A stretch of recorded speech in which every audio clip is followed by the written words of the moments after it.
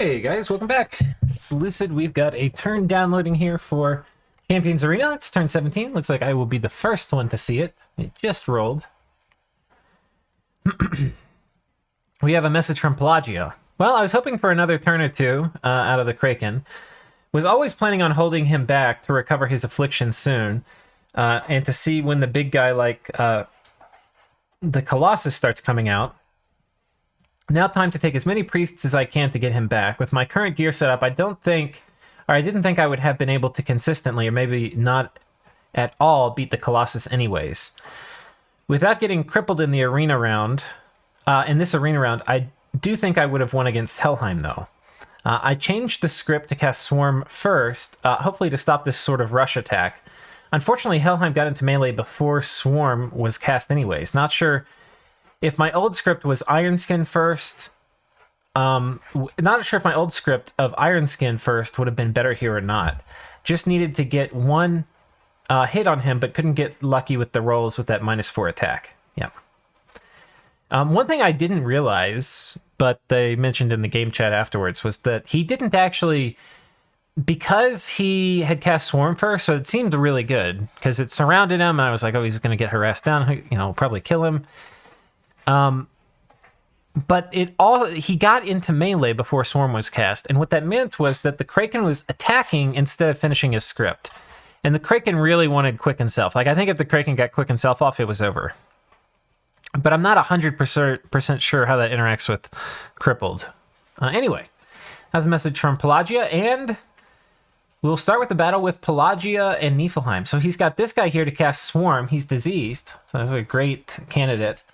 Oh, but it's a Nifl Jarl. Oh, boy. You're not going to be killing this big boy with a bunch of bugs, I don't think. I mean, he'll just freeze the bugs, too. This guy with regen dice to bugs, I'll be a friggin' monkey's uncle. And he went berserk, too, so yeah, good luck.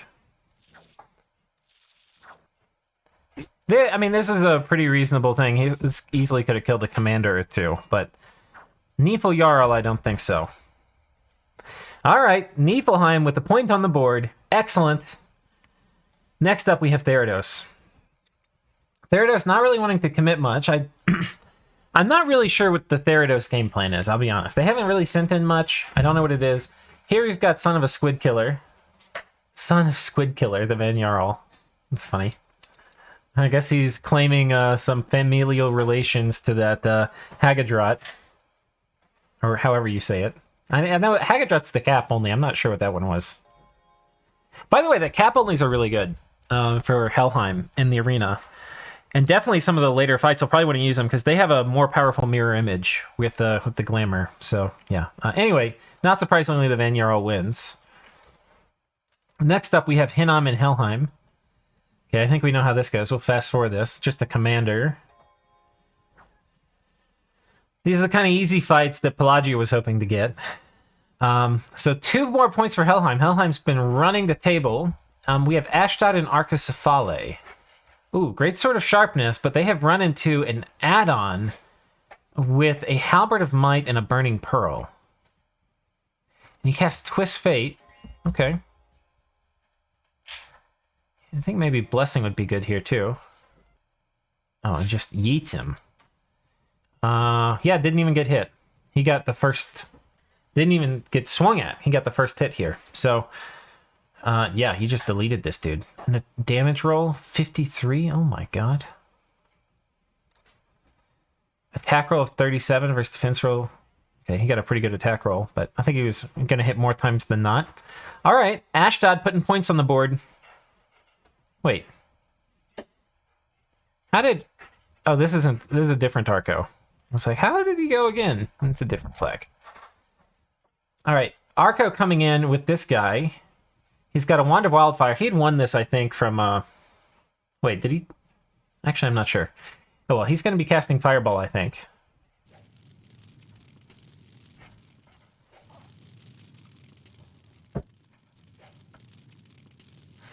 He's not very accurate. So we have a bow versus a Wand of Fire.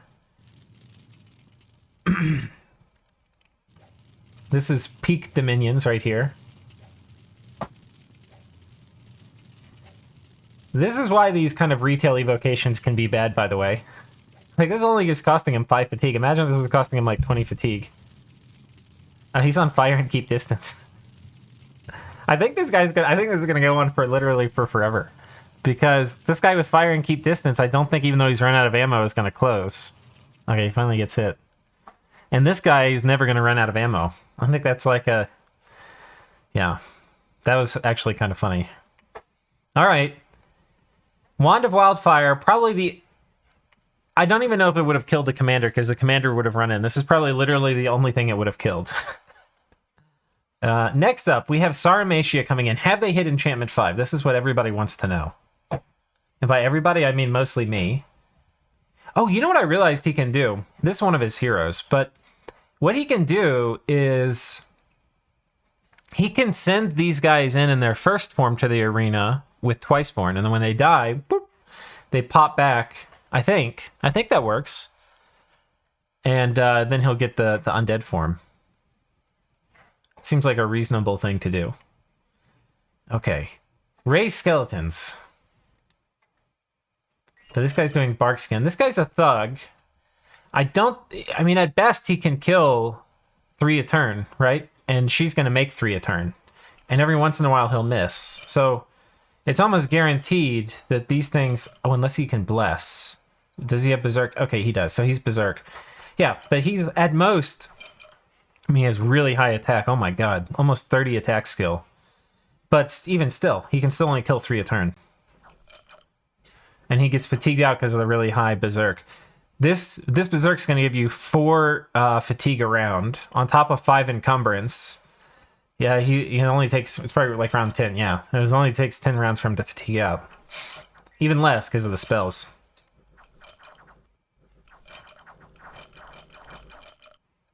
Yep. Sarumatia putting another point on the board. Sarumatia is just like slow and steady. All right. Here we go. Okay, this will be a little interesting. I think, okay, it's a fighting global warning, the Niflheim Jarl. He's got a sword of swiftness and a flesh eater, which means he's not going to run. And he's got pretty good armor. Sadly, they're not fighting in cold. That's the only thing. These Niflheim Jarls would really like to fight in cold. 26 defense, though. What's this guy's attack? 17. He's not going to hit very often, guys. He does have quickness, though, and this guy does not. Oh, no, he does, too.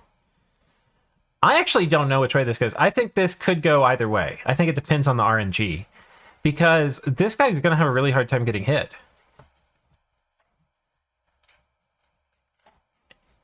And wait, what's his attack? His attack is 22, and this guy's defense is 18.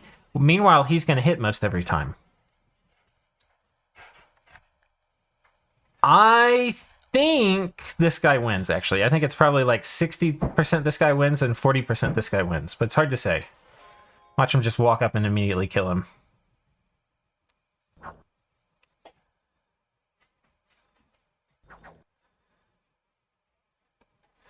Yeah, the issue is this guy just can't hit him. Oh, but he can. There you go. Okay, but like I said, guys, caster intuition here. This could go either way. And I think we all saw it could have gone either way.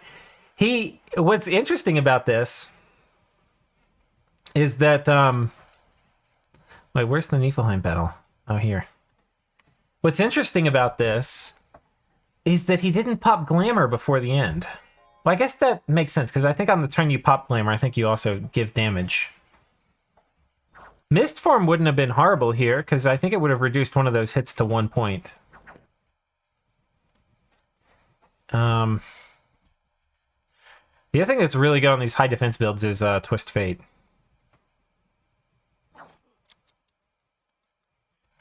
Yeah, so this last hit, attack roll of 31.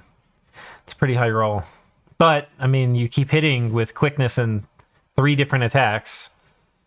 So it's like, the Niflheim Jarl doesn't have very high attack, but he does attack 3 times per cycle, and he has 2 cycles around. So it's like 6 attacks around. So even if the attacks are only like a 4% chance, you're going to hit reasonably often. right? Like, it's not a strange thing to have hit by round 3. But one more hit and he was dead. It was pretty close. It was pretty close. That was a good fight, though. That was a good fight. Okay, next up, we have Ashdod and Arcocephale. And so Arco has the fire wand, dude. I think we know how this is going to go, boys. Versus Giga Chad. Not Giga Chad, but very Chad-like add-on.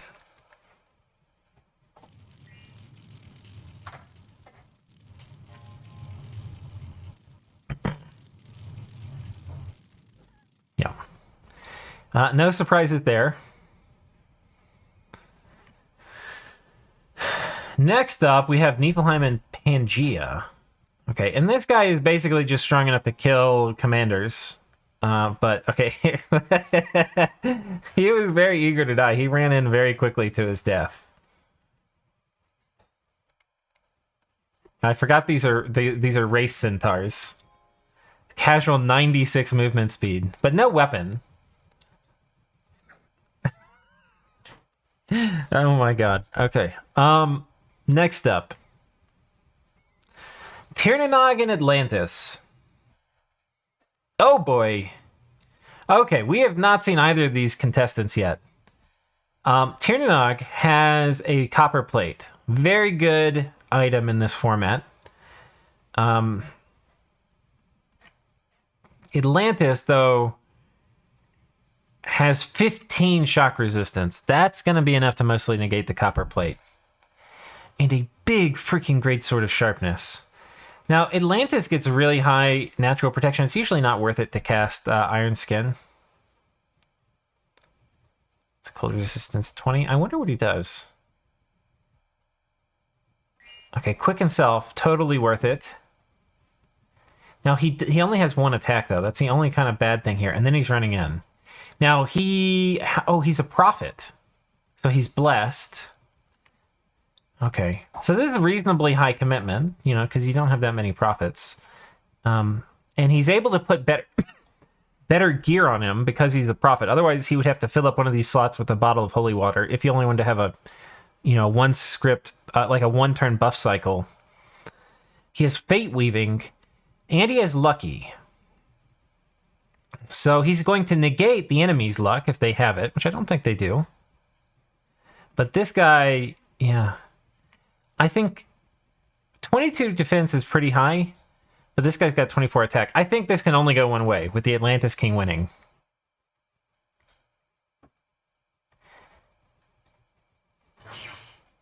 Yeah. He took a tiny little poke. But this is a serious contestant from Atlantis. He is not going to die easily. In fact, I think he may win. I think of all the people we've seen so far, he's the strongest. I think he would even kill this add-on. Okay, we have another commander who's made it deep into the arena rounds. But this is going to be another point. I think this guy's killed. How many has Ashdod killed? 1, 2, 3. So this is their third battle they've won here. Next up, we have a fight from Niflheim. Okay. Okay. Now this one I don't know. Oh, he has a limp. Combat speed -half. I don't know how this interacts with quickness. I don't know if it's going to reduce. We'll be able to see. I've been wondering this. How will it interact? Because they're both going to be quickened.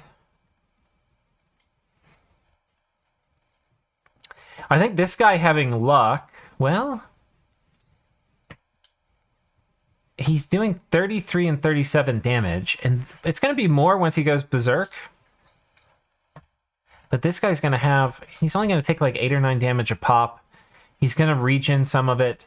He's got all, which is not going to work here because the guy's going to go berserk. He's going to hit almost every time, whereas this guy's going to hit 16 versus 14 most of the time too, but this guy's going to hit every time. I think this guy really wants Fortitude.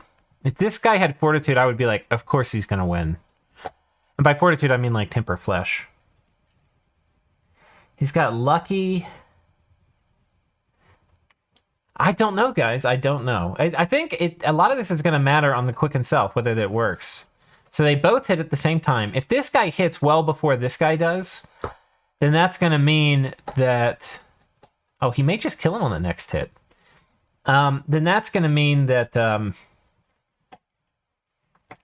this limp has affected the combat speed, if he doesn't kill him. But they're both one hit from dying. Okay, no, they've healed up. I think this guy is still one hit from dying. If he gets hit by... It depends how many attacks he gets hit by. But if he gets hit by the full trio of attacks... I say trio because this hits twice. I think he's dead. But the Niflheim Jarl has a very good chance of living through one more hit. Okay, he only gets hit by one. And they both are attacking the same time. So the limp is not affecting the attack rate. Always something I wondered about. Oh, and he goes again. Wow. Okay, how about that? Sorry if there's a little background noise. I've got some... Well, my dog's chewing on a toy and got beans in the pressure cooker. All right. Anyhow. Yeah, this was maybe the biggest battle of the turn. I was thinking the Basalt King had a shot. He could have been a contender. He could have made it to the end. He didn't actually get that many points. He only got one win, which sucks because he was stronger than a ton of stuff in here. Anyhow, next battle. I think this is the add-on versus Jarl fight. This guy's accumulated a lot of afflictions now. He's limped and crippled and never healing wound. But he's got a better kit than this guy, and this guy's he's got 2 attacks. He's going to hit really freaking hard and really freaking often, and this guy's got pretty bad attack and defense skills after all the crip and limple bullshit. But he's going to do quick himself, so he's going to hit more often. I think the Niflheim Jarl is still more likely to win. Oh, he's got Twist Fate. I don't think that's going to matter too much. So, attack and defense, 19 attack, 14 defense. Gets upped up a little bit for the halberd. 14 defense on the other guy. So these are still mostly going to hit.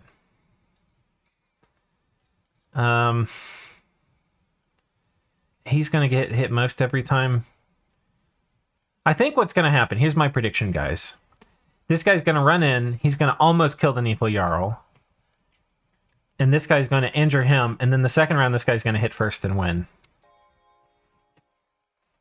That's my expectation. Oh my god, he's got 1 hit point left. Add-on hit 0, 18. Okay, he went second, which is... Oh, and then he went again. Well, there we go. Exactly what I said happened. Huh. So this guy went first, and then this guy went second and third. Let's watch that again.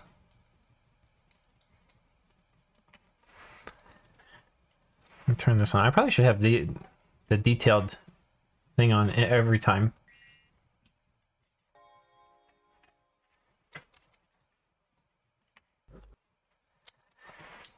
$74 versus 3 hit point Niflheim Jarl. But then he gets knocked down to 15. And he's got a chest wound now.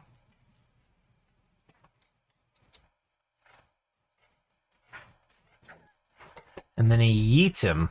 Wow. Okay. Next up.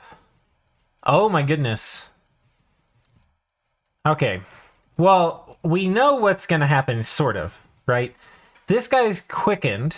He's going to kill 2 things around. Because this, remember, the Sword of Swiftness, even though it's got 2 attacks, it can only hit 1 thing. So he's going to kill 2 things or every cycle, right? And he's going to have 2 cycles around. So he's going to kill 4 things around, right? But sometimes he's going to miss because he has really... Actually, a lot of times he's going to miss. Because he only has this...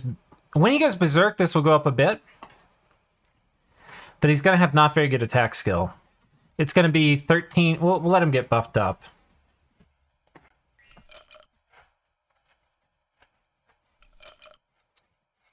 So it's 13 attack. This is going to jump up to 16 when he goes Berserk. But he's also going to get more encumbrance when he goes Berserk. I do not think, guys, that this guy is going to be... Because he's only killing 4 net around. And given his attack skill is not great... I mean, even... Because these guys have some defense, right? Like 12, 13, or whatever. Until he goes Berserk, he's probably only going to kill 2.5 a round. Once he goes Berserk, he'll probably kill 3 a round. But he has to kill 3 and get closer. And he has to do that fast enough that he doesn't tire out. And... sadly, he's going to probably tire out faster than she will because, okay, he doesn't have a ton of encumbrance, only 3, but this 3 is going to be hitting twice a round, so it's 6 a round, and he's going to take 2 fatigue a turn from Berserk once that triggers. So it's only going to be probably like around 15 he'll fatigue out. And he's so slow, too. So even, like, the turns he's able to move forward, he's only going to move 1 tile before the next wave of skeletons. There's no way he's going to get to round... He has basically till round 15 to close. She's at 35 fatigue. He's going to be higher. 38.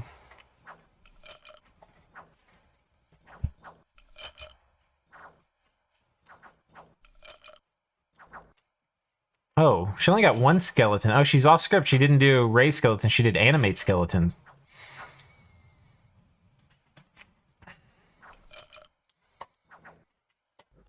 All right, she's getting close to being fatigued out.